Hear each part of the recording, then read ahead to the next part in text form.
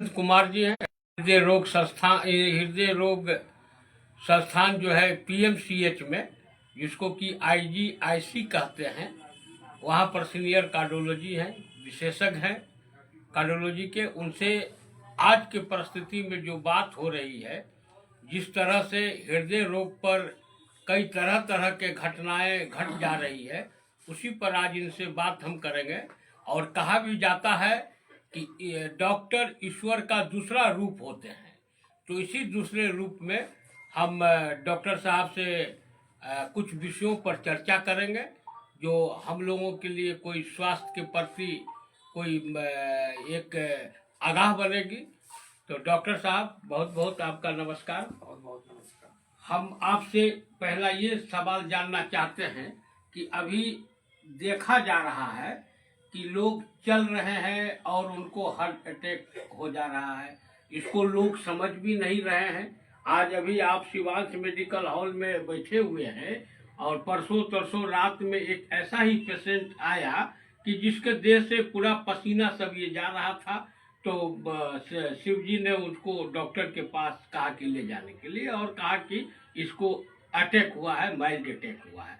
तो सबसे पहले तो आप हमारे जो साथी हैं, जो सुनने वाले हमारे मित्र हैं, उनको इस चीज के बारे में बताइए कि ये माइल्ड अटैक क्या है। देखिए, जो माइल्ड अटैक होता है, अटैक होता है, चाहे माइल्ड हो चाहे सीवियर हो। अटैक का रूप माइल्ड हो सकता है और सीवियर हो सकता है। तो माइल्ड अटैक जो होता है कि मान लीजिए किसी को पहले से डायबिटीज़ है, हाइपरटेंशन है, पहले से कोई बीमारी है, और उसका ब्लड प्रेशर हो गया हो या शुगर हो गया, वो कंट्रोल में नहीं है, या फिर उसको कोलेस्ट्रॉल का शिकायत है, लिपिड की जो मात्रा शरीर में बढ़ी हुई है, तो वो क्या करती है कि जो हमारे जो खून की नली होती है उसमें एक परत बना देती है। जो परत जो होती है, जो नली परत बनने के कारण से जो नली का जो डायमीटर होता है, धीरे धीरे वो कम होने लगता है, जिसको हम लोग नैरोइंग करते हैं। तो क्या होता है कि जब जब जब दिल हमारा काम करता है, जब दिल धड़कता है या फिर हम कोई काम करते हैं, तो दिल को भी खाना चाहिए। खाने के रूप में उसको ऑक्सीजन हम लोग कहते हैं, ऑक्सीजन चाहिए। तो वो जो नली है वो ऑक्सीजन दिल तक पहुंचाने का काम करती है। लेकिन जैसे जैसे वो नली की जो डायमीटर होती है वो धीरे धीरे कम होने लगती है, तो जितना ऑक्सीजन दिल को चाहिए, जितना ऑक्सीजन जो डिमांड जो होता है वो हार्ट को चाहिए, वो जो है कि जो नली वो सप्लाई नहीं कर पाती है, जिसके कारण से सीना में दर्द होता है। और सीना में दर्द होने के कारण से हम लोग दिल का दौरा या हार्ट अटैक के रूप में हम देखते हैं। तो माइल्ड अटैक क्या होता है कि वो नली की डायमीटर पर डिपेंड करती है। मान लीजिए कि वो नली जो है लेस देन 50% ब्लॉकेज है, तो माइल्ड अटैक हम लोग कहते हैं। अगर वो 70%, 80% या 100% अगर ब्लॉकेज हो जाता है तो फिर हम लोग उसको सीवियर ब्लॉकेज कहते हैं। आपके अनुसार जिन जिन भी लोगों को डायबिटीज है, शुगर की बीमारी है और ब्लड प्रेशर है, मोटापा है, या फिर जिनका लाइफस्टाइल जो सीडेंटरी है, जो कि कोई फिजिकल एक्टिविटी नहीं है, या फिर जो कि स्मोकिंग करते हैं, या फिर उनके खाने में जो है तेल की, घी की मात्रा, फैट की मात्रा ज़्यादा है, तो वैसे पेशेंट जो होते हैं, रिस्क फैक्टर होता है दिल का दौरा या हार्ट अटैक का बीमारी को वो मतलब प्रेसिपिटेट करता है। हाँ, मतलब ऐसे लोगों को अगर कभी हल्का सा भी छाती में मीठा दर्द भी हो तो उसको इग्नोर नहीं करना चाहिए। हाँ, और सीधे चिकित्सक के सलाह में जाना चाहिए। दूसरी बात हम ये कहना चाह रहे हैं कि अभी ठंडी बढ़ रही है और धीरे धीरे और उतार चढ़ाव आगे के दिनों में ठंडी का आएगा। मौसम भी कह रहा है कि बिहार में बहुत जबरदस्त ठंडी पड़ेगी।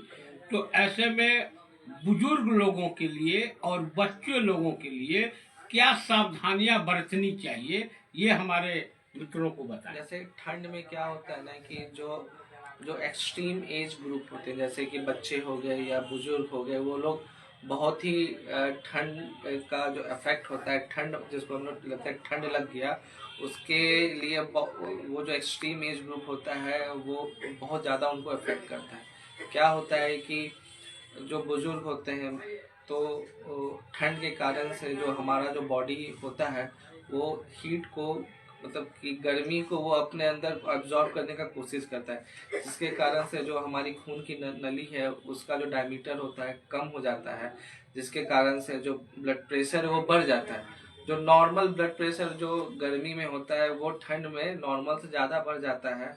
और जो ब्लड प्रेशर जिनको होता है, जो दवाई जो पहले से खा रहे हैं, ले रहे हैं, तो वो हायर डोज में लेना पड़ता है। उससे क्या होता है कि वो कर नहीं पाते हैं, उनको वो उसी दवाई के जो दवाई पहले से खाते रहते हैं उसी डोज में वो दवाई खाते रहते हैं, लेकिन ब्लड प्रेशर बढ़ा हुआ रहता है। और हम लोग जब ब्लड प्रेशर बढ़ा हुआ रहता है तो ब्रेन हैमरेज के रूप में या स्ट्रोक के रूप में हम लोग को मिलता है। बच्चे में क्या होता है, बच्चे को ठंड लगती है, बच्चा बोल नहीं पाता है। बच्चे में छोटा बच्चा होता है, उसको ठंड के बारे में जो बॉडी है अभी तक वो स्टेबलाइज नहीं हो पाता है कि वो ठंड को बर्दाश्त कर सके, या फिर ठंड जब लग रही तो बच्चा बोल नहीं पाता है तो उसको ठंड का इफेक्ट पड़ता है, ठंड लग जाती है बच्चे को। नहीं तो एक क्या सुझाव होना चाहिए आपके अनुसार कि जो हमारे बुजुर्ग ओल्ड एज के जो लोग हैं ओवर 60, और जो बच्चे 8 बरस 9 बरस 7 बरस 10 बरस के भीतर के हैं, उनके मैंने नट सेल में कि उनके आपका क्या सुझाव होना चाहिए? जो बच्चे हैं, मेरा ये सुझाव है कि जो बच्चे हैं जो स्कूल जाते हैं या बाहर खेलते हैं, कपड़े अच्छे से पहने। कपड़े में जैसे कि उलन क्लोथ्स हो गया, या फिर कान सर को ढक करके मोजा पहन करके, और अवॉइड करें बाहर निकलना। स्कूल के लिए जाए बाहर, लेकिन ऐसे खेलना कूदना ज़्यादा ठंड में अवॉइड करें, और कपड़े बहुत अच्छे से घर में पहने। और घर में जो भी आपका हीट को, जो कोल्ड को हम लोग जो जैसे रूम हीटर हो गया या फिर कुछ भी वार्मर होता है उसका हम लोग इस्तेमाल करें। बुजुर्ग लोग के लिए ये है कि मान लीजिए कोई बुजुर्ग है जो पहले से ब्लड प्रेशर का उनको शिकायत है, या फिर डायबिटीज़ का शिकायत है, या फिर कोई भी बीमारी है, तो वो नियमित रूप से अपने डॉक्टर से मिले, ब्लड प्रेशर को चेक करवाएं, शुगर को चेक करवाएं। और उनका भी यही है कि कपड़े अच्छे से पहने और कोल्ड को बाहर निकलने को अवॉइड करें। यही सुझाव है मेरा। एक चीज और हम जानना चाह रहे हैं कि जैसे अभी के डेट में हम देख रहे हैं कि लगभग 99% घरों में जाड़े में हीटर का उपयोग हो रहा है। तो क्या अगर हम रूम के अंदर हीटर में हैं और अचानक हम बाहर किसी काम से निकल जा रहे हैं, तो उस पर भी कुछ हृदय रोग का या हार्ट का या अन्य किसी बीमारी का भी कोई प्रकोप हो सकता है क्या? हाँ, एकदम हो सकता है। अगर आप घर में रूम हीटर चला रहे हैं तो रूम के बाहर निकलने से पहले रूम हीटर को बंद कर दें, जो टेम्परेचर है घर का नॉर्मल हो जाए, और तब बाहर निकले। नहीं तो ठंडा गर्म, जब ठंडा लगने का ज़्यादा प्रभाव पड़ सकता है, ठंड ज़्यादा मार सकता है।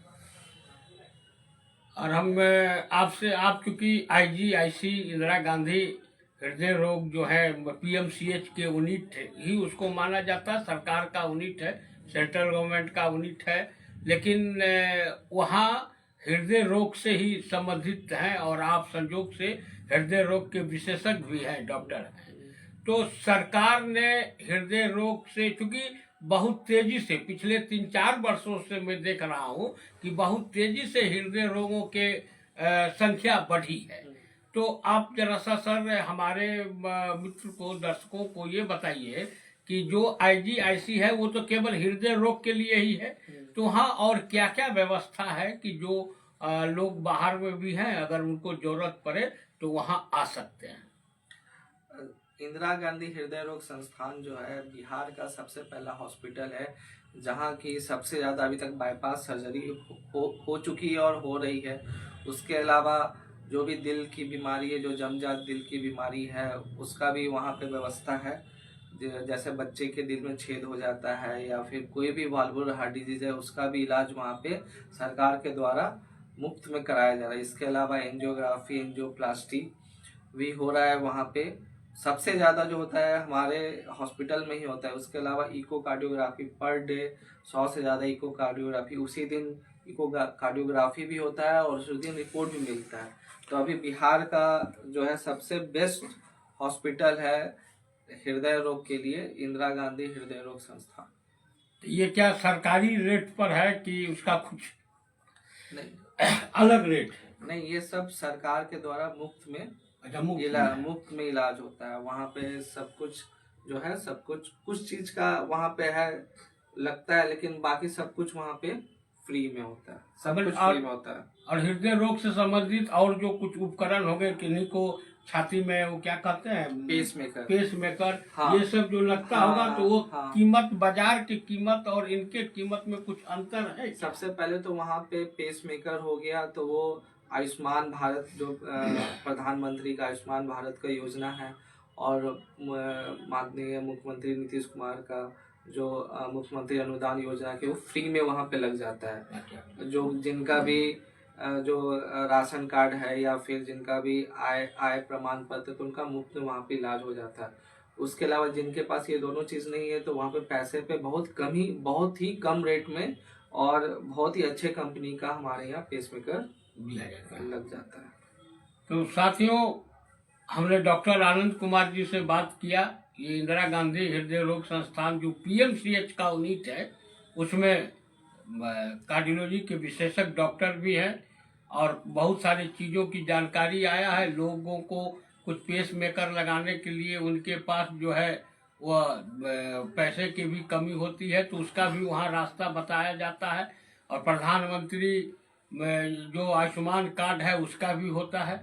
तो हम चलते चलते डॉक्टर साहब को धन्यवाद दें, और डॉक्टर साहब से हम चलते चलते एक संदेश लेना चाहते हैं कि वो हृदय रोग के जो रोगी हैं उनके लिए क्या वो कहना चाहते हैं उनके बचाव में। ये हम अंतिम में इनसे लेकर बात को समाप्त करते हैं। मेरा यही सुझाव है कि जो भी हृदय रोग के पेशेंट है, नियमित रूप से अपना शुगर, पल्स, बीपी जांच करते रहें और खान पान पे ध्यान दें। जैसे कि जो हृदय हार्ट डिजीज के जो पेशेंट होते हैं, पानी उनको 1.5 से 2 लीटर पानी नहीं पीना है, और खान पान में चीनी कम, नमक कम और तेल कम, और अपने डॉक्टर से हमेशा बीच बीच में अपने कंसल्ट करते रहें। मेरा उनसे यही सुझाव।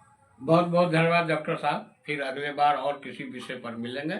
जय हिंद, जय भारत, जय बिहार।